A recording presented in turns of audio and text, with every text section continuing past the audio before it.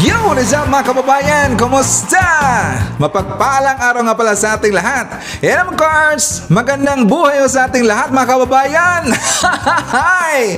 Panibagong araw na naman. Panibago namang makabalbalan ng ibang kampong at pag-usapan mga kababayan. And of course, wala na mahabang intro pa. You already know how this is. Si Sir Ivan na naman mga kababayan, nag-iingay sa inyong mga cellphone at sa inyong mga TV. Yes, siyempre si Sir Ivan mga kababayan, ang pinakabulol na vlogger sa mundo ng YouTube. Siyempre, nakilala na rin si Sir Ivan mga kababayan, nanungurot po ng mga salot ng lipunan at sa iyong mga membro na mga ok-ok at sa iyong mga virus na mga utak mga kababayan. Kasi dapat lang natin sila ang cover ng araw-araw kasi puro yan mga pasaway at alang nabibigay po na problema sa Pilipinas at saka literal mga kababayan. Sila po ang dahilan kaya bumabagal po apabudlan ng Pilipinas. Kaya dapat lang natin sila ang cover ng araw-araw. Korte natin sila kang may tempo na mga singit. So how are you today mga kababayan? I'm hoping po na nasa maayos kayo na kalagayan. I'm hoping also na lagi ko pong napapasaya ang inyong mga araw sa tuwing bibigay po ng mga bagong balita si Sir Ivan dito sa ating channel. And of course, lagi ko po itong sinasabi dito araw-araw na dapat stay healthy ho tayo. Stay healthy everyday.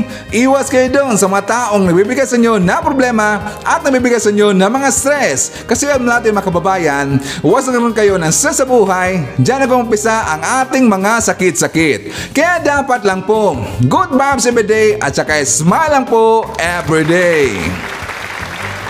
And of course mga kababayan, kumusta ang lahat? How are you today? Siyempre, before tayo mag-start ng ating talakayan ngayong araw, ikumustahin ko muna kayo. Good morning po sa lahat. Magandang araw, magandang hapon, magandang gabi. Depende ho yan sa time zone ng ating lugar. And I'm hoping po mga kababayan na okay lang po kayo at wala pong sakit-sakit ang lahat. So isa po sa pag-uusapan ngayong araw ay ito pong kaguluhan po dyan sa UP Diliman mga kababayan. Lumalabas na naman, nag-iingay na naman ang totoong mga diktador, yung mga aktivista mga kababayan. Kasi nga merong nangyayari dyan sa UP Diliman na ayaw na mga kababayan or hindi nila nagustuhan. Kasi nga merong pinalitan na isang leader nila dyan. Ngayon nag-iingay sila kasi nga parang hindi nila hawak mga kababayan. Mamaya pag-usapan ho natin yan. And of course, isa rin sa pag-usapan ay ito rin nakakalungkot na nangyayari po ngayon kay Sir Willie Rebillame. Kasi nga merong nangyayari talaga mga kababayan, abay lumalabas na o dito na parang naghihirap na po, unting-unting naghihirap si Sir Willie Rebillame. So of course, isa rin sa pag-uusapan mga kababayan ay ito ring bagong o personal na po na gamit or mga gadgets dyan po sa MMDA, Tatak Marcos mga kababayan, and that is a very very good news. Kasi nga, syempre, alam niyo naman, di ba, talagang gustong i-post na o dito yung pagiging digitalized na o lahat ng sistema po dyan sa gobyerno natin at tinatawag nila na multi-agency command center nga pala mga kababayan. Munti ko na makalimutan. Multi-agency command center ho ng MDA nagiging operational na po. So of course, marami pang iba. Alam niyo naman si Sir Ivan, palagi ho tayo merong dalang bao ng mga pasabog sa ating mga talakayan. But before that, siyempre, kumustahin muna natin ating mga pinangga po ng mga legends, ang ating mga senior citizen. Hello po, kumusta? I'm hoping po na nasa maayos kayo na kalagayan. Kumustahin rin natin mga kababayan ang mga pinalangga rin natin na mga Marcos loyalist. And of course, huwag rin natin kakalimutan, kumustahin rin natin ang ating mga pinalangga po ng mga DDS all over the world. How are you today mga kababayan? At lalong-lalo na, huwag natin kakalimutan po, pasalamatan natin ang UDTM supporters. Kasi alam niyo mga kababayan, yung UDTM supporters po, lagi kong sinasabi dito na talagang hanggang ngayon, mainit pa rin po ang kanilang suporta kay PBM, kay BP Indesara at sa kay FL Lisa Aranita Marcos. Talagang mainit pa rin po ang kanilang support mga kababayan, at at least ito po ay good news kasi hindi sila talaga nakikinig doon sa mga paninira na mga anti-Marcos at saka yung mga piki po na mga loyalista vlogger na lagi pong naninira araw-araw mga kababayan. Ikilala nyo naman sila, ayaw ko na pong pangalanan. Of course, once again, thank you so much sa Uniteam supporters. Also, thank you so much also sa ating mga returning viewers, mga solid supporters. Thank you so much. And also, welcome sa ating mga new subscribers. Thank you for appreciating our channel. And hopefully, hindi na sana tayo rin na mag-escape po natin advertisement ni Sir Ivan kasi malaking tulong yan mga kababayan dito sa ating channel. Para po mabuhay ating channel at para magpatuloy si Sir Ivan. So again, thank you so much sa lahat po ng mga solid supporters. So una po tayo punta doon sa ating mga main topics ng kababayan. Meron na po akong paalala. Yung SIM Card Registration Act ay malapit na po ang deadline ng kababayan. April 26 po ang deadline. So meron na ho tayong 21 days para po sa deadline ng ating SIM Card Registration Act. At saka alam niyo kababayan, doon po sa doon po sa ating Facebook page ng JIL Review TV ay pinost ko na rin ito kababayan. Yung naalala niyo na meron akong inlagay na deadline po ng SIM Card Registration at merong QR code dyan sa baba. Meron pong QR code na nilagay ko, that is a direct link mga kababayan. Sa mga kababayan ho natin dyan na hindi pa po nakapag-register ng kanilang mga SIM cards, scan nyo lang po yung mga QR codes. Kung ikaw po ay dito, kung ikaw po ay Smart or Globe, tingnan nyo lang po yung pangalan ng mga kababayan, scan nyo na lang yung QR code at mapupunta kayo sa direct link po kung saan kayo magpaparegister ng inyong mga SIM cards. Para hindi na ho kayo mahirapan mga kababayan. Siyempre, minamadali na natin dito. 'Di ba wala pa hong inilabas na advisory yung DICT na magkakaroon ng extension kung sakali hindi pa lahat na makapag-register na kanilang mga SIM cards. Inuulit ko, wala pang inilabas na advisory yung DICT kung ipagpatuloy pa nila mga kababayan or magkakaroon dito ng extension po sa SIM Card Registration Act. Pero kapag ako yung tatanungin mga kababayan, gusto ko deadline is deadline. April 26, that is sana yan na po ang last day para po makapag-register ang lahat po ng mga SIM card users. Kasi alam niyo kababayan, para makita dito na talagang seryoso po yung gobyerno natin na ipapatupad yung batas na yan, yung SIM Card Registration Act. Para malaman nila na seryoso talaga yung gobyerno or yung DICT. Kasi kapag hindi nila mga kababayan, kapag bibigyan pa ho nila ng konting araw, ng konting days for our extension, baka pagtatawanan lang ho tayo ng mga salot ng lipunan dyan. Yes, totoo yan. Baka pagtatawanan na talaga tayo. Baka sabihin na hindi seryoso yung gobyerno natin at takot na marami pa pong mga SIM card na hindi pa nakapag-register. Well, hindi po takot yung gobyerno. Walang problema ho yan. Ang problema dyan, yung mga SIM card user. Kasi automatic na talaga yung i-deactivate once hindi ka po nakapag-register doon po sa telco ang inyong mga SIM card ng kababayan. Well, for me, sana hindi bibigyan po ng extension yung mga SIM card users. Problema na nila yan. Ilang ulit na po nagbigay po ng advisory yung DICT at si Sir Ivan, ilang ulit na rin ako ditong sinasabi na yung deadline po ay April 26. Agree ba tayo kababayan? Agree ba kayo na hindi po bibigyan ng extension yung mga SIM card users na yung merong kababayan, yung mga hard-headed, lalong-lalo na yung mga salot ng lipunan or ayaw po sumuporta sa SIM Card Registration Act? Of course, please comment down below kung gusto pa ninyo na bigyan pa sila ng extension or hindi na. So mga kababayan, dito na ho tayo. Siya nga pala, kahapon, meron akong nakita isang pinklawan po supporter mga kababayan, nag-post. Kasi sabi nila doon sa kanilang post, ang April daw ay month daw yan ni Leni Robredo. Parang nagiging birthday daw ni Leni Robredo yung April mga kababayan. Tingnan nyo, sila po ang nagbansag dyan, yung mga pinklawan. Ngayon, meron silang inilabas po na isang poster ni Leni Robredo. Alam nyo kababayan, ginamit na naman dito yung seal ng President of the Philippines. Di ba bawal ho gamitin yung seal mga kababayan? Bawal na bawal ho yan. Alam na alam ho yan ng kampo ni Leni Robredo. At saka I'm not sure kung alam ba ng mga pinklawan na yan. Kasi nga mga walang utak, mga gonggong na yan. At saka puro may mga ukok, yung mga utak niyan. Ginamit na naman po yung seal po ng President of the Philippines. Pero panawagan ko dito, bakit yung mga Vera files or Pira files, mga fake checker dyan sa Pilipinas, yung Rappler, bakit tikong bibig ng kababayan? wala silang ginagawang hakbang dito. Hinihintay nga namin na i-fact check nila yan. Yung paggamit po ng seal po ng mga Pink Clown supporter, ginamit nila dahil daw yung month of April ay month daw yan ni Leni Robredo. Alam niyo ba, sa hindi po nakakaalam, Executive Order Number 141, 1999, Prohibition against the forgery and unauthorized use of the seal of the President of the Philippines ay talagang makukulong mga kababayan. At meron pang ayaw ko lang basahin kasi I think alam na natin ito. Baka makakulong kayo at magka-penalty sila mga kababayan. Isa na kulong lang talaga. At saka habang buhay na kulong para maggonggong na yan, mga pasoy mga kababayan.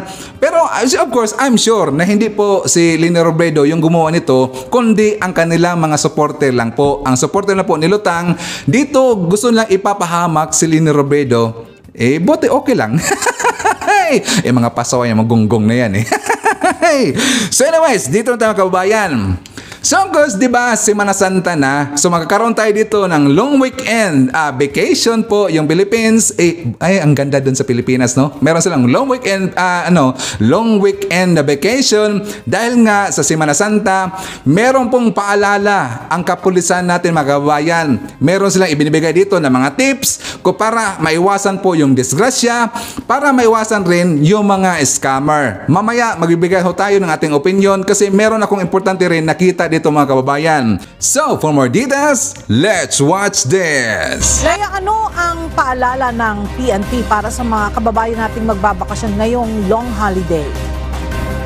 Magandang tanghali sa iyo, Ella. Sa mga babiyahe na walang dalang sasakyan, dapat daw ay wag na magsuot ng mamahaling alahas at wag i-display ang mga gadgets sa mga pampublikong sasakyan at lalo na sa mga lugar na maraming tao. Nakaka-attract daw ito ng mga masasamang loob upang gawin silang target. Sa mga mayroon namang dalang sasakyan, ikondisyon ang sasakyan bago magbiyahe.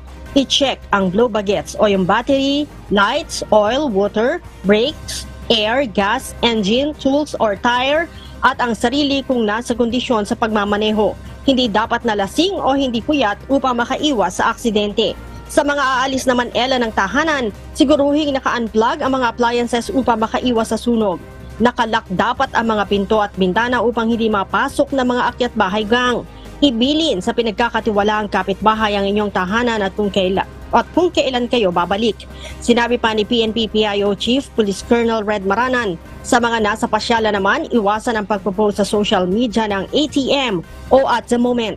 Mayroon din kasi ang mga masasamang loob na naghahanap ng posibleng target sa social media. Nagiging hudyat kasi daw ito sa mga magnanakaw para pasukin ang inyong tahanan dahil nalalaman nilang walang tao sa inyong bahay.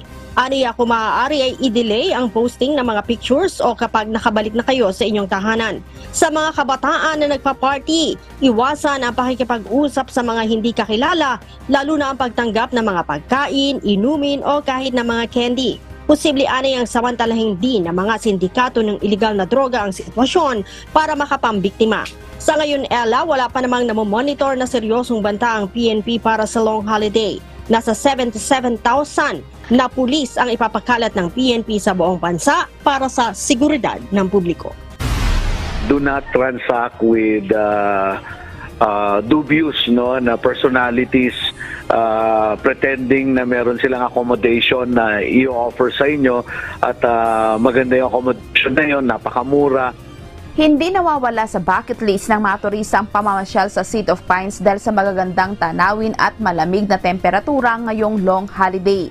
Ito rin ang sinasamantala ng mga accommodation scammers dahil sa inaasang pagdagsa ng mga magbabakasyon sa summer capital ng bansa.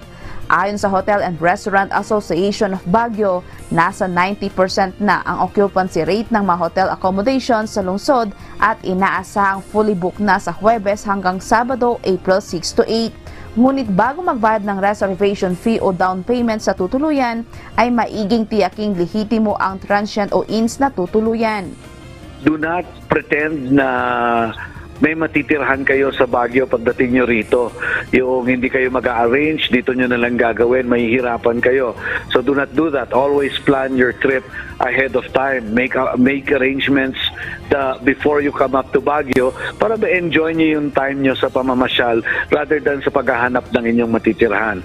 Samantala, ilan sa mga dapat tandaan sa pamamasyal sa Baguio ay ang disiplina sa basura. Huwag iiwan o itatapon ito kung saan-saan. Bawal rin ang paninigarilyo sa public places. Mahalaga rin na sumunod sa mga parking ordinances. Pagtitipid ng konsumo sa tubig at kuryente habang nasa mga accommodation establishments.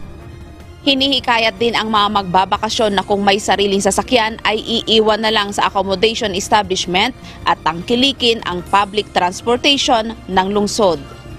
Bukod sa magandang ehersisyo ang paglalakad, mas ma-enjoy din ng mga turista ang kanilang pamamasyal at ma-explore ang maliliit na restaurant na mag-o-offer ng abot-kaya at masasarap na potahe. Marami pa rin maaaring puntahan dito. There are a lot of, alam mo, magandang ma-discover ng ating mga turista is yung pagka naglalakad-lakad sila, no, they visit the small restaurants. Ito yung mga hole-in-a-wall restaurants natin, ano, na pwede nilang puntahan. Napakarami po niyan. All they have to do is discover, no. You can discover the city of Baguio if you walk and you patronize the transport system. Una nang nagpaalala ang lokal na pamahalaan ng Baguio na asahan ang masikip na daloy ng trapiko sa long holiday. Alam niyo mga kababayan, talagang mapapasana all lang tayo sa long weekend holiday nila dyan sa Pilipinas. Pero ramdam ho namin yung mga OFW dyan, mga kapwa ng mga OFW ni Sir Ivan, abay yung long weekend holiday namin dito ay bakbakan talaga sa trabaho mga kababayan. Sana all nasa Pilipinas eh. Ano kababayan, so yun nga, isa po sa sabilin po, yung advice po ng mga kapulisan natin na kung saan man ngayon nagpupunta po ng mga tourist destination, abay huwag kayo kaagad na mag-post po ng ATM sa inyong mga Facebook accounts. ATM, which means at the moment mga kababayan. Alam na alam ho yan na mga Gen Z natin, yung mga, siyempre mga generations natin na mga kabataan, mahilig talaga mag-post kaagad sa Facebook mga kababayan kung saan sila ngayon or saan sila nagpunta dyan sa mga tourist spots or mga bar or mga restaurants. Alam nyo, binabantayan ho yan na mga may masamang loob na mga salot ng lipunan or yung mamaitim na budhi. Baka puntahan ang inyong mga bahay mga kababayan kasi alam nila na wala kayo sa bahay. At hindi lang po sa mga Gen Z, ginagawa po yung ATM ngayon. Yung mga ATM, ginagamit na rin yan. Kasi yung mga seniors natin, yung mga maedad dyan, ay nakaka-adapt na rin sa at the moment mga kababayan. Nakikita ko yan sa aking Facebook eh. Ang may-ari po ng Facebook na yan ay may edad na ng 50, 60, or basta may edad na mga kababayan. Pero ang kanyang post, at the moment. Boy, sana all at the moment. Ay delikado ho yan. Sana iwasan nyo lang po. Sana kung mag-post kayo, i-delay nyo lang po ng konti. Kahit mga half day or mga 1 day ago, dyan kayo mag-post. Para maiwasan po yung mga disgrasyang kababayan. So doon po, napag-usapan rin, isa ring advice ng kapulisan natin ay sana huwag nyong pabayaan yung mga nakaplug po na mga gadgets mga kababayan. Dahil lately lang ho, I think that is yesterday, ay meron pong nasunog na isang buong pamilya doon sa Pangasinan kababayan dahil nakalimutan nilang i-unplug na overcharge po yung e-bike. Nabalitaan na ba natin? Well, anyways mga kababayan, sa hindi pa po nakabalita tungkol sa medyo talagang nakalungkot po na pangyayari mga kababayan dahil nga ang mag-asawa at sa kanilang 3 anak ay nasunog talaga mga kababayan. So, for more details, let's watch this. Isang nakakalungkot na balita na viral na rin sa ngayon. Isang buong pamilya sa Pozorubio, Pangasinan pumanaw matapos masunog ang kanilang bahay habang sila ay natutulog. Ang sinasabing dahilan ay ang pagka-overcharge ng kanilang e-bike. Narito ang detalye bilang awareness sa marami. Isang nakakabigla at nakakahabag na pangyayari ang nasaksihan ng ilang mga residente sa Pozorubio, Pangasinan. Makikita kasi sa video na ito kung paano naglagablab ang kabahayan na ito. Wala pa namang pinal na resulta ang investigasyon. Pero ang sigurado ay nagsimula ito sa bahay ng pamilya Villanueva pasado 1:00 ng madaling araw kahapon April 3, 2023. Samantala may nakapagsabi naman ng mga kapitbahay na ang pinaka naging dahilan umano ng nasabing sunog ay ang pagka-overcharge ng kanilang e-bike. Nasa kahimbingan umano ng pagtulog ang pamilya nang sumabog ang e-bike at kaagad naglagablab. At dahil dito hindi na nagawa pang makalabas ang pamilya at sila ay natrap sa loob ng kanilang bahay. Nasawi ang mag-asawang nagangalang Mark at Dexy Villanueva, pati na rin ang kanilang 3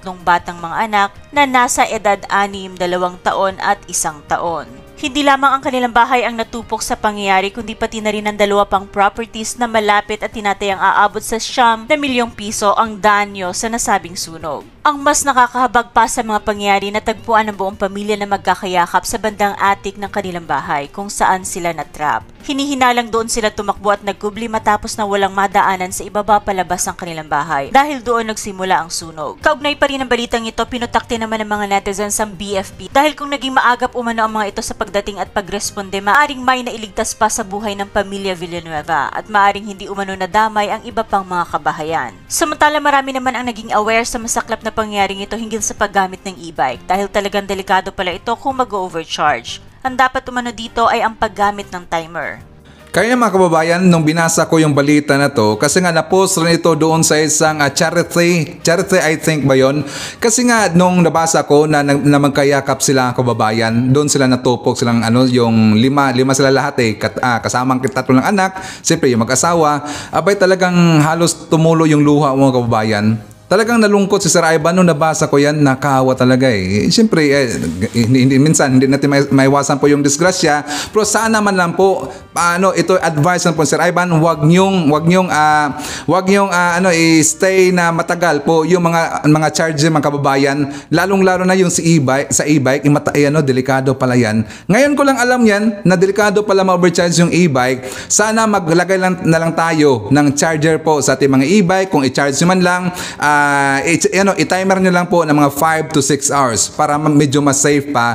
Pero pag overnight na, delikado mga kababayan. So tatandaan ho natin yan para maiwasan natin yung siyempre yung aksidente pa ng sunog mga kababayan, para maiwasan natin yan. So anyways, bago tayo mag-post sa ating next topic, siyempre shout out muna natin ating mga solid supporters, mga silent viewers, at yung mga viewers po na hindi nag-skip ng ads. Si Sir Ivan, thank you so much.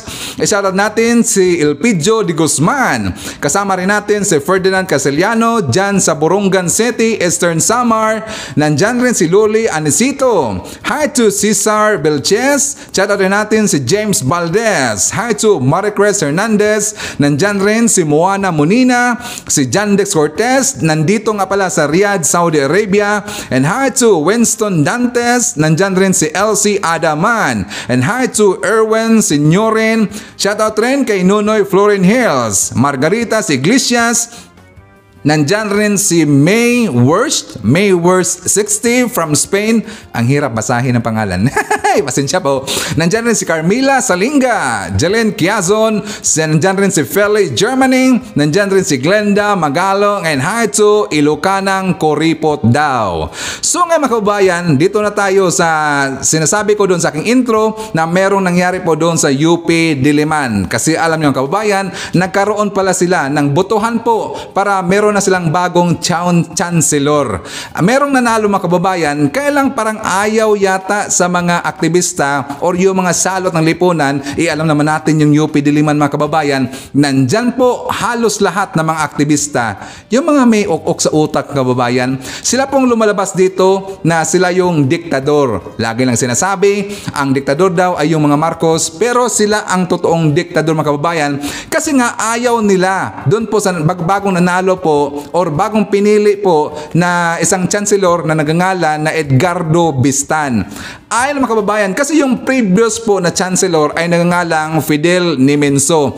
Pero ang problema kay Nimenso mga kababayan ay hinahayaan lang po ito mga aktivista dyan sa UP Diliman na mag-iingay at saka gumagawa po ng mga hindi maganda mga kababayan. Hinahayaan lang po ni Nimenso. Kaya nasanay sila, siguro gusto nila si Fidel Nimenso pa rin yung maging chancellor dyan sa UP Diliman. So of course, sa kabubuan po ng balita na yan, meron ipapakita sa inyo na isang video. So for more details, let's watch this.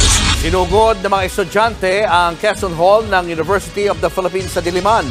Protesta nila yan matapos ang botohan ng bagong chancellor. Nasa front line ng balitang yan si Gio Robles. Kinalampag kahapon ng mga galit na estudyante ng University of the Philippines Diliman ang nakasaradong pintuan sa ikalawang palapag ng Quezon Hall. Habang sa first floor naman, nagkasigawan at nagkatulakan ng mga estudyante at opisyal.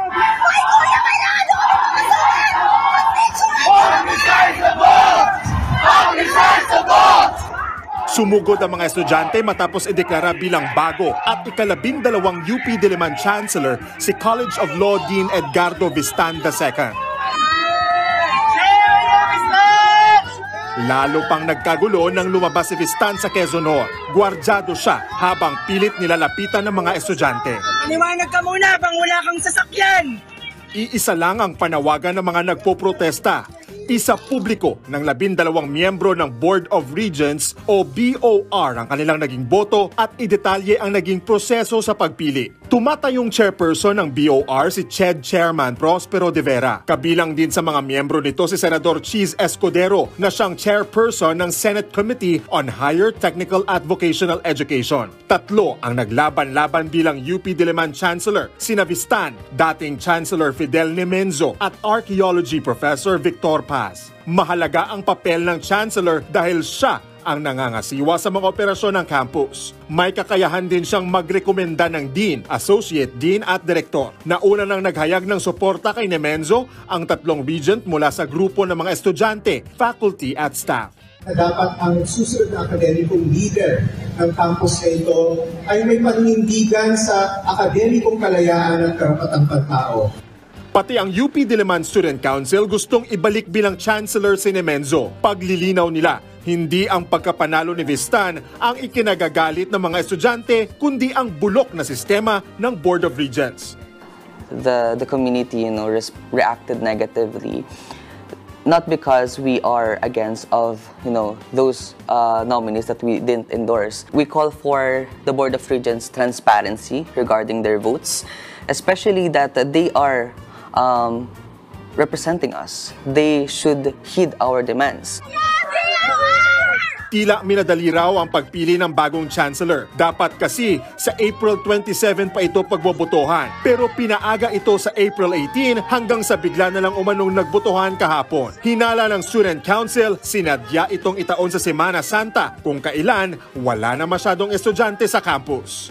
Nakakagalit na lumiit yung oras namin para kilatisin yung mga nominado. We need ample time to scrutinize the nominees kasi chancellorship is 3 years and 3 years at stake ang UP Diliman.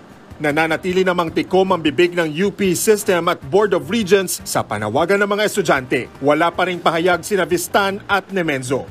Ayaw ng mga kababayan, yung mga aktivista, yung headphone aktivista, sabi nila kasi lumiit daw yung chance na para kilatisin daw yun si Vistan. Alam nyo, nabasa-basa ako doon sa Twitter kasi pinost rin doon sa Twitter mga kababayan.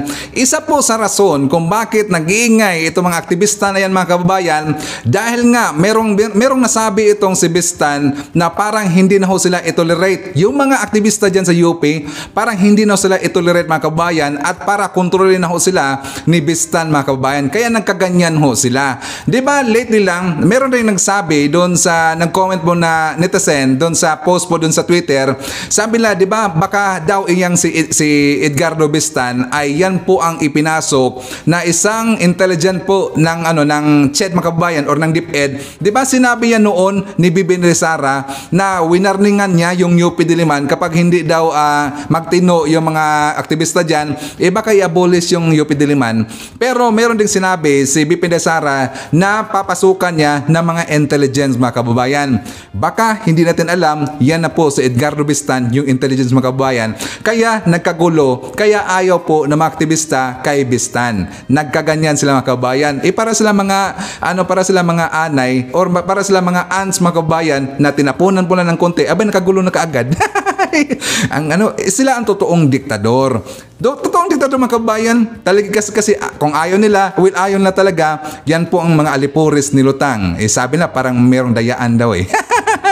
So anyways, bago tayo mag-forward po sa ating next topic, painit na ng painit tayo. Siyempre, isa rin natin si Sir Edgardo Canonigo at kay Josephine Martinez dyan sa Bacolod. Nandyan rin si Anita Pornias, si Wilma Malabanan, si Teresita Tumaliwan, nandyan rin si Marco Chan. Shout out kay Barkadahan Forever FM. Hi to Louie Bibano na nandyan sa Mikawayan, Bulacan.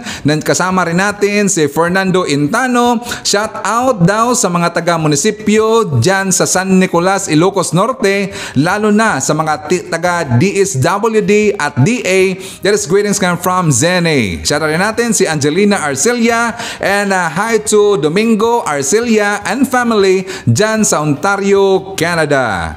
So dito mga kababayan, dito sa balita po na sinasabi ko na meron na pong command center na operational na po yung MMDA at tinawag ho nila ito na multi-agency command center. And that is a good news mga kababayan. Of course, for more details, let's watch there. Nagsagawa na ng pagpupulong ang Metropolitan Manila Development Authority o MMDA at iba pang transportation agencies para sa isasagawang multi-agency monitoring ngayong mahabang bakasyon. Katuwang ng MMDA ang Land Transportation Office o LTO, Land Transportation Franchising and Regulatory Board o LTFRB at Interagency Council for Traffic o IAC at kasama rin sa pagmamonitor ang Philippine National Police. Layo nito na mas mapabilis ang coordination at traffic management response dahil sabay-sabay natututukan ng Interagency Task Force ang kalagayan ng mga kalsada at sakayan sa pamamagitan ng closed-circuit television cameras. Pwede po nila i-monitor ang lahat ng lansangan, bus terminals, paliparan at iba pa sa pamamagitan po ng mga CCTV ng MMDA na nakalagay po sa buong Metro Manila. Kabilang sa mga tututukan ay ang entry at exit points papasok at palabas ng Metro Manila katulad ng North Luzon Expressway, South Luzon Expressway, Coastal Road, MacArthur Highway, Marcos Highway, Mindanao Avenue at A. Bonifacio. Isa naman sa mga bagong imomonitor ng MMDA ang mga CCTV cameras na kuha mula sa Parañaque Integrated Terminal Exchange o PITX. Sa pamamagitan nito, malalaman agad kung kinakailangang mag-issue ng special permit ng LTFRB sa mga dagdag na unit ng bus kapag tuluyang dumagsa ang mga pasaherong uuwi sa kani-kanilang mga probinsya. Nakahanda na rin ang mga ambulansya at tow trucks sa ilang pangunahing lugar sa Metro Manila at nakahanda rin ang MMDA maging ang mga lokal na pamahalaan sa pagkakataon na may mga ma-stranded na pasahero. Sa pagtaya ng MMDA, posibleng umabot sa 400,000 ang bilang ng mga sasakyan na babagtas sa EDSA lalo na sa araw ng Miyerkules kung kailan mas marami pang hahabol pauwi ng probinsya dahil ito ang huling araw ng pasok sa trabaho at mga paaralan. Ang inaasahan po namin sa Semana Santa ay yung congestion po ay mangyayari po sa mga lugar na malapit sa mga bus terminals, paliparan at seaports. Kaya po ina-assign po namin ang deployment ng MMDA sa mga lugar na yon para i-manage yung trapiko sa areas na yon. Sana dito sa bagong multi-agency na command center mga kababayan ng MMDA, sana meron na silang feature dyan. Yung facial recognition at malalaman kaagad yung pangalan mga kababayan para hindi na mahirap yung sana yung taga-MMDA rin, hindi lang sila naka-focus po doon sa mga traffics, doon po sa mga plate numbers po ng mga sasakyan. Sana pati na rin, gagamitin na rin yan sana ng NBI or yung ibang mga intelligence group mga kababayan para po hanapin yung mga criminals at saka merong facial recognition katulad ho doon sa US mga kababayan. Well, hindi naman masamang mangarap, baka mangyari rin yan mga kababayan. Alam nyo naman si Sir Ivan, dapat magiging visionary ho tayo. Kung ano nakikita natin doon sa mga movies, sa mga Hollywoods, dapat mangyari rin yan sa Pilipinas para hindi na tayo mahirapan po tuntunin yung mga criminal mga kababayan.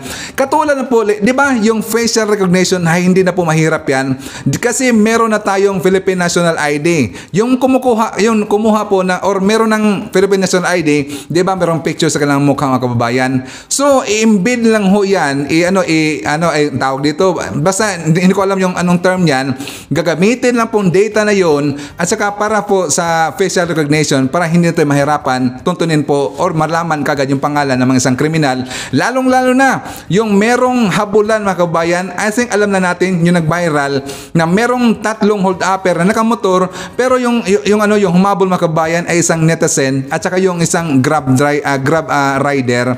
Pero sa hindi pa ho nakakita po ng balita na yan, ipapakita natin dito. So for more details, let's watch this. Hinabol ng mga motorista ang 3 lalaking naaktuhang nang-hold up sa Fairview, Quezon City. Sa tulong ng video na kuha ng isa sa mga humabol, nakilala ng mga pulis at kalaunan ay inaresto ang mga sospek. Nasa frontline ng balitang yan si Ian Suyu. Sa viral video na ito, makikitang humaharurot ang motorsiklong yan na may sakay na 3 lalaki sa Zabarte Road sa Fairview, Quezon City nitong Sabado. Hinahabol naman sila ng uploader.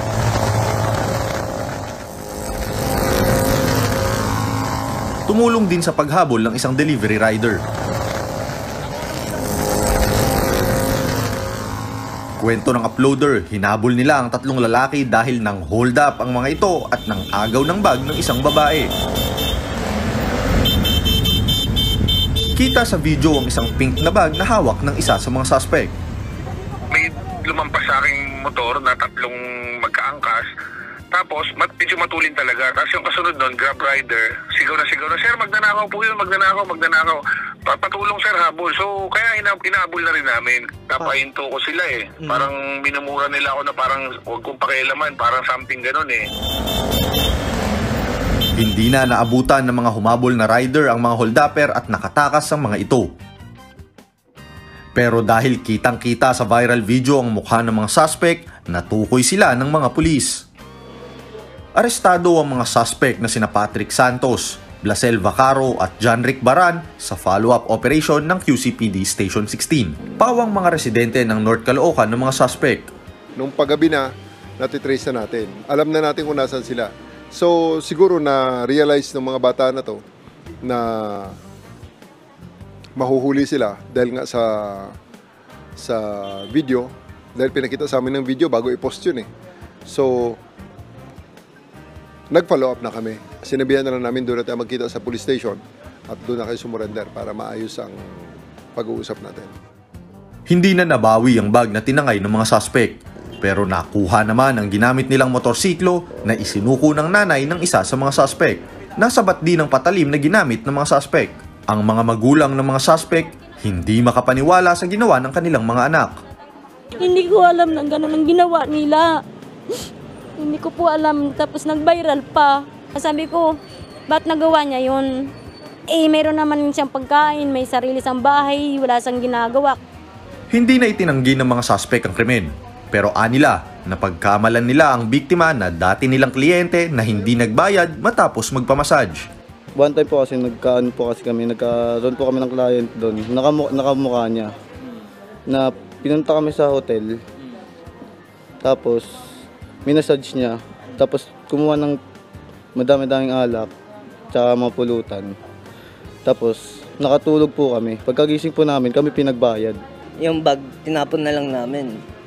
Kasi, dahil sa kaba nga, inayaan na lang namin. Si Santos naman na siyang nagmamaneho ng motor, hindi na raw nagawang tumigil dahil sa kaba. Bakit hindi ka tumigil? Una, napangunahan ng kaba kasi akala ko kasi pulis talaga, vlogger lang pala. Willing po kami balik kung at humingi ng tawad sa taong na gawan po namin ng mali. Mahaharap ang 3 sa reklamong robbery hold-up. Napagkamalan daw nila yung hinold up ng mga kababayan. Maniniwala kayo doon? Grabe yung palusot. Talagang hindi ka panipaniwala eh. Yan po ang aking ibig sabihin mga kababayan. Di ba, kung hindi po nag-viral ang kanilang mukha doon sa Facebook, hindi matuntun yun ng kapulisan ng kababayan. Pero ang very easy niyan ay sana yung EMDA na kanilang multi-agency command center ay merong feature po sa facial recognition. Very easy lang yung mga kababayan. Malalaman ka agad kung ano pong pangalan ng mga riders na yung mga hold upper na yan in just one click. Alam na alam kagad mga kababayan. So sana ma-improve po yung command center po ng EMDA. So anyways, bago tayo mag-jump po sa ating next topic, i-shout rin natin si Sir Lito Bungalan and family dyan sa Copang, Muntinlupa City. Nandyan rin si Ferdinand Casiliano, si Oscar Buena Obra, nandyan rin si Biyahi ni AJ TV, and hi and shout out kay Sir Nilo Pascua. So dito na tayo mga kababayan, dito po sa nakalungkot po sa nangyari po kay Sir Willie Rebillame. So for more details, let's watch this.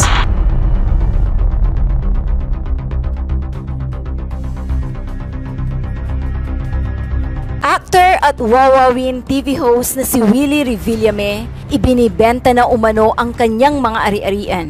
May kasabihan nga na gaano man kalalim ang balon, kapag walang ulan ay walang tubig na may ipon at mauubos ang inipon para sa mga susunod na araw.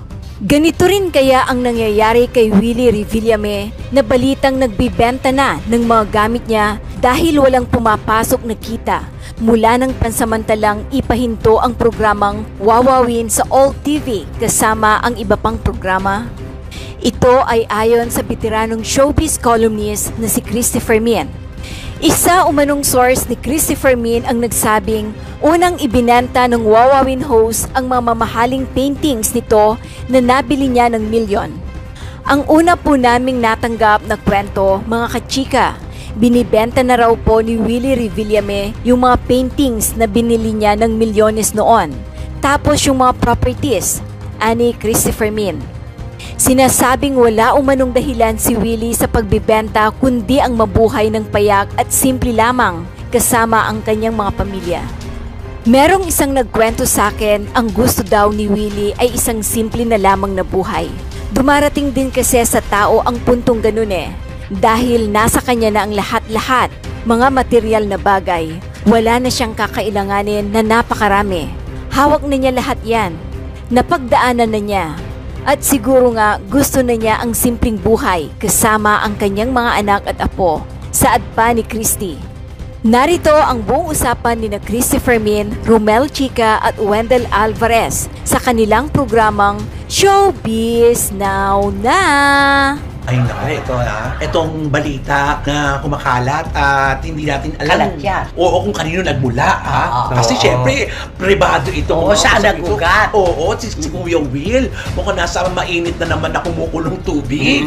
Ang una po naming natanggap na kwento, mga kachika, ibinebenta na raw po ni Willie Rebillame yung mga paintings na binili niya ng milyones noon. Wala. Mahal yun? Oo, abi Diyos ko. Kilalang kilala mga pintor, bakit naman ang hindi? Grabe. Ayan, mga master, ika nga.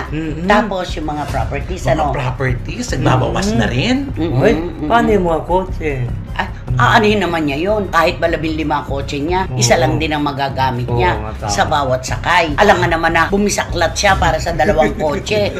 Diba? Sa EDSA siya, kahaba ng EDSA. Nandito isang paa niya. Nandito isa, nakabisaklat siya. Hindi naman pwede yun. Diba? Naka-split. Oo, split. Para mga dancers niya. Diba? Teka, anong kadahilanan na? Bakit daw merong isang nagkwento sa akin, ang gusto daw ni Willie ay isang simple na lamang na buhay. Parang ganon.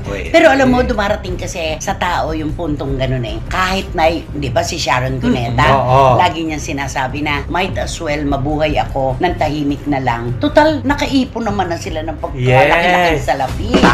Di ba? Meron na sila ikabubuhay ng dantaon. Ika nga natin, At saka mayroon talaga sa mga mayayaman na ganyan. Katulad yan, di ba ang mga mayayaman, pagka maraming pera, bili, magpatayo ng malaking bahay, di ba, mansyon.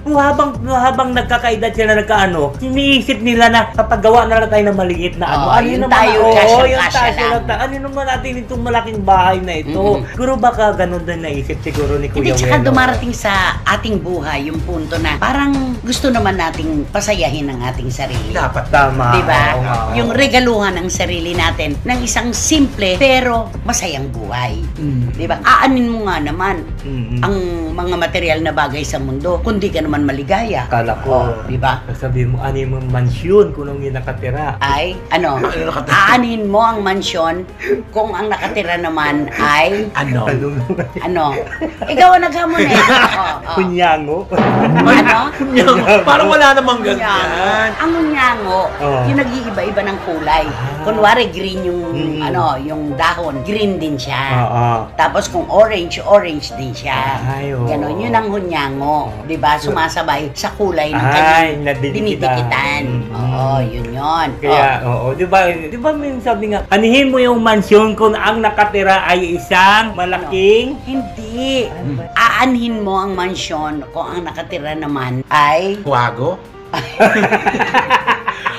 Ang kasabihan kasi niya, aanin mo malapalas yung tahanan kung ang nakatira ay bago pa rin Yun yung mga kasabihan dati. Kasabihan ni mga ganyan. Mas masarap nang magtira sa kubo kung ang nakatira ay tao. Ayun! Yun yung pinakatama. Ito naman kasi, alam mo, hindi mo lang na diretso. Aanin mo naman ang mansyon kung ang nakatira ay may malaking puson. Aminin mo, mamatay? Oo, yun yan. Gumanong ka lang, mamatay? Diba? Talagang kanya pa rin itong episode na to. Alam mo, kinakabahan ako sa next episode na yan. Hindi kaya kunin na siya sa Itbulaga. Ay, buti kung sa Itbulaga, kung si Lord. Baka kunin ni Lord. Diba? Yun yun. Tsaka siguro, si Willie dahil nasa kanya na ang lahat-lahat. Mga material na bagay, wala na siya kakailanganin pang pangarapin. Hawak na niyan lahat yan. Napagdaanan na niya. Siguro gusto nga rin niya ng simpleng buhay. Kasama ang kanyang mga anak at apo. Correct. Deserve niya naman yan. Para naman ma-experience niya yung pinagtrabaho niya, pinaghirapan niya, ma-enjoy niya. At kung sakali po na nagbebenta na nga si Willie Revillame ng kanyang mga propiedad, wala pong problema. Siya naman po ang dahilan kung bakit naipon niya ang lahat ng properties na yan. Tama, So kung sino ang bumili, siya lang ang makapagdidesisyon kung kailan niya ibebenta. Diba? Ganon. At saka hindi nila sasabihin na, oy, bakit nagbibenta? Naghihirap na ba? Naku, hindi maghihirap si Kuya Well, diba? Sino? Si Kuya Well? Kuya Well. Kuya Well time. Ibang tao na naman yung pinag-usapan pa natin. Si Willie Revillame. Willie Revillame nga, si Kuya Will. Ayan. Hindi talaga siya maghihirap, diba? Ay kasi kung paragyan natin kung magbibenta siya, mabuti ngayon may maibibenta siya. Ang mas mahirap, gusto mo magbenta, wala kang magbenta. Diba? Correct. At saka ang pangit naman, meron kang malaking bahay, hindi mo naman pinupuntahan. Ilan ang bahay niya? Diba? Meron sa Tagaytay, yung sa Iruin. Meron Quezon City, diba? Meron sa Mindoro. Meron pa sa iba-ibang lugar. Ani mo naman yun, mabubulok lang kung di mo naman tinitiran. Diba? Correct. Aanin mo kotse, puro branded, 10 sabihin na natin. Isa lang naman ang manibela ng bawat sasakyan na kaya niyang manehohin. Totoo. Diba? Kaya tama. At saka diba pagka hindi mo nagagamit, diba parang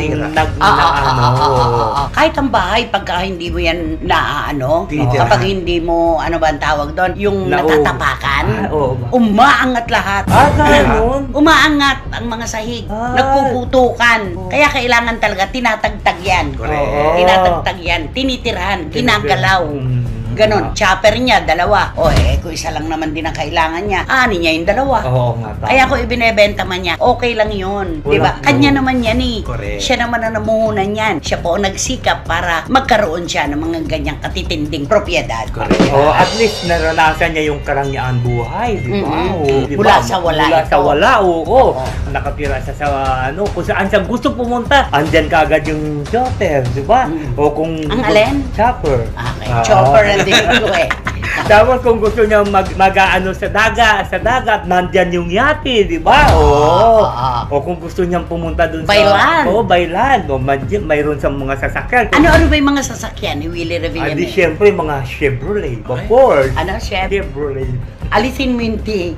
Chevrolet. Ano pa? Porsche. Porsche ang tawag doon. Ang pronunciation na iba, Porsche. Tapos mayroon pa siyang Ferrari. Okay. May Ferrari. Totoo naman yan. May Ferrari siya. Yung Ghost, meron siya. Tapos may Volvo pa siya, di ba? Okay.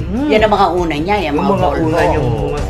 Ano pa? Tapos mayroon pa siyang Mercedes-Benz na bagong yung parang Olympics ang Ang ano? Oo, yung ano nga ba? Ano yung yan? parang Olympic, hindi naman... Yung parang bilog-bilog yung gano'n. Letter A. Oo. Ano yan? Letter A simula. Abercrombie. T-shirt yun! Odi! Abercrombie t-shirt yan. Ikaw talaga. Ay, Odi pala yun. AU. Odi. So yun nga mga kababayan, of course, yan po ating nakala po ng mga balita ngayong araw. Kung nakaabot ka po sa portion na to, sana nakapag-like na po tayo, libre po ang mag-share, libre din ang mag-subscribe. So before po natin tapusin ang ating programa ngayong araw mga kababayan, sana sabayan nyo si Sir Ivan para sa ating live messaging prayer. Dear God, thank you so much for the gift of life and for allowing me to see another blessed day. Let this day be the day of miracles. May your holy angels protect my family not only today but for every day. Please keep my friends safe in your care. Lord, before I start this day, I choose to surrender to you all my plans and let your will be done in my life. This I pray in the precious name of Jesus. Amen. So maraming salamat mga kababayan, and I hope to see you again on my next video.